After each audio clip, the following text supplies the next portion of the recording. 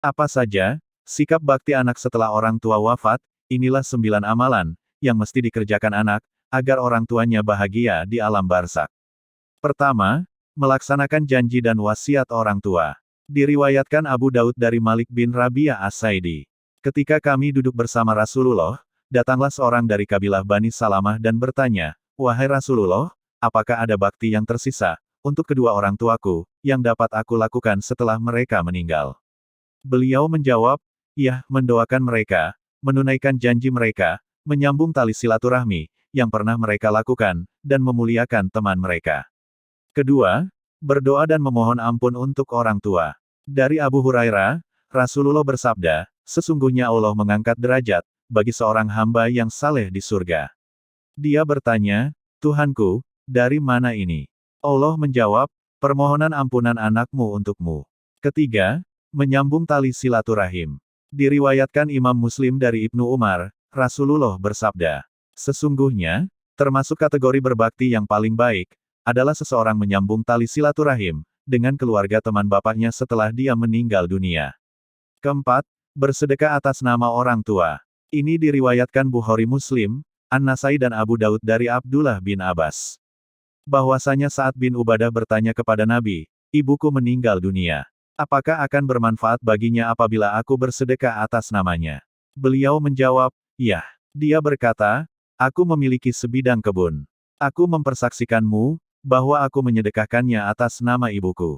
Kelima, ibadah haji untuk orang tua. Abu Razin berkata, "Wahai Rasulullah, sesungguhnya bapakku sudah tua, dan tidak sanggup melaksanakan ibadah, haji umroh, atau melakukan perjalanan." Beliau bersabda, "Berhaji dan umroh atas nama bapakmu." Keenam, beramal saleh untuk orang tua. Dari hadits riwayat Abu Daud, berikut sanadnya dari Jabir radhiyallahu anhu. Rasulullah bersabda, "Sesungguhnya amalan kalian, akan diperlihatkan kepada karib kerabat, dan keluarga kalian di kubur mereka. Apabila baik, mereka bangga dan bergembira dan berkata, 'Ya Allah, ini adalah anugerah dan rahmat-Mu, maka sempurnakan dan wafatkanlah dia atasnya.'" Ketujuh, ziarah ke makam orang tua. Nabi berziarah ke makam ibunda beliau. Beliau menangis, dan membuat para hadirin di sekitar beliau juga menangis. Beliau bersabda, "Aku minta izin kepada Rabbku, untuk memohonkan ampunan baginya, namun aku tidak diizinkan. Kemudian aku meminta izin kepadanya, untuk berziarah ke makamnya dan aku diizinkan. Berziarah ke makam, sebab itu dapat mengingatkan akan kematian." Hadis Muslim dari Abu Hurairah. Kedelapan, menjaga nama baik orang tua. Abdurrahman bin Samurah berkata, Rasulullah bersabda, "Barang siapa yang menunaikan sumpah kedua orang tuanya, melunasi utang mereka, dan tidak menyebabkan mereka dicaci maki, maka dia dicatat sebagai orang yang berbakti, walaupun dalam masa hidup orang tuanya dia durhaka."